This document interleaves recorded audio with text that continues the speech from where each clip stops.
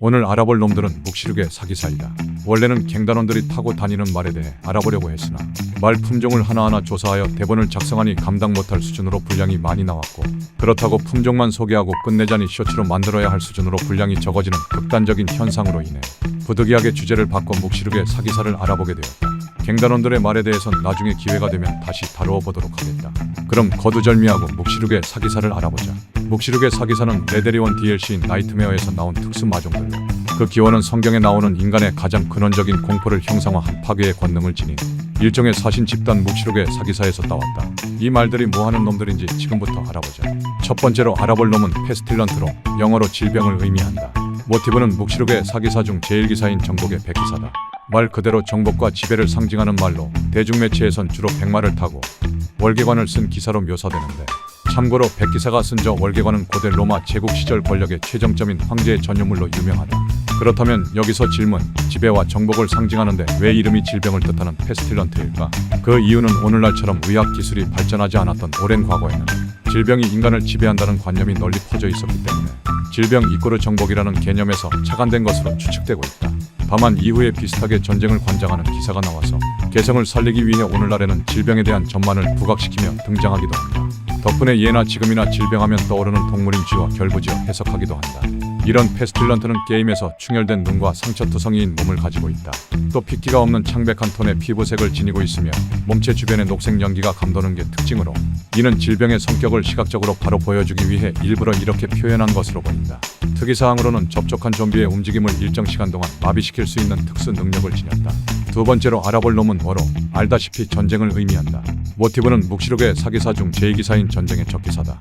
이 친구는 전쟁, 그리고 그로 인한 살육과 파괴를 상징하는 말로 대중매체에선 주로 크고 아름다운 칼을 쥔 채 적들을 도륙내는 바바리안 같은 이미지로 나온다. 또한 장렬하는 붉은 말을 타고 다니는데, 예로부터 불은 존재하는 거의 모든 걸 태워버리는 파괴의 상징인데다 그 강렬한 색감까지 더해져 엮이게 된 것으로 보인다. 게임에서는 이 특징을 적극 반영해 활활 타오르는 폭풍간지의 모습으로 등장한다. 곳곳에 난 상처는 덤. 특이사항으로는 접촉한 좀비에게 불을 지르는 특수 능력을 지녔다. 세 번째로 알아볼 놈은 파민으로, 영어로 기근을 의미한다. 모티브는 묵시룩의 사기사 중 제3기사인 기근의 흑기사다. 기근과 가뭄으로 인한 아사 등 주로 식량에 관련된 재앙을 일으키는 말로 기괴할 정도로 비쩍 마른 모습으로 자주 등장한다. 앞에 나온 두 기사와 다르게 기근의 흑기사는 활이나 칼이 아닌 저울을 들고 다니는 특징이 있는데, 이와 관련하여 기근의 흑기사를 설명한 내용 중에는 1데나리온 에 밀 한 대이며 1데나리온 에 보리 석 대이다. 그리고 올리브유와 포도주에는 해를 입히지 말라 라는 구절이 있는데, 여기서 데나리온은 고대 로마 시대에 쓰이는 화폐로, 당시 1데나리온은 일반적인 성인 남성 노동자들의 하루치 품삯이었다.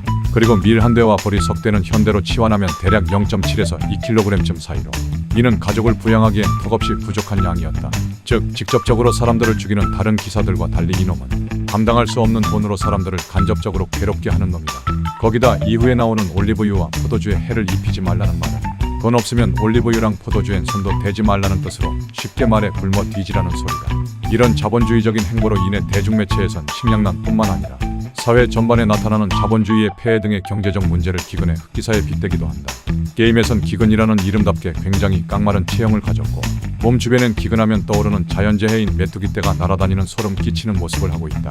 특이사항으로는 작중에 등장하는 묵시록의 네 말들 중 이동 속도가 가장 빠른데, 이 빠르다는 게 그렇게 플레이어에게 확 다가오지가 않아서 소름 끼치는 외형에 비해 말의 개성은 떨어지는 편이다.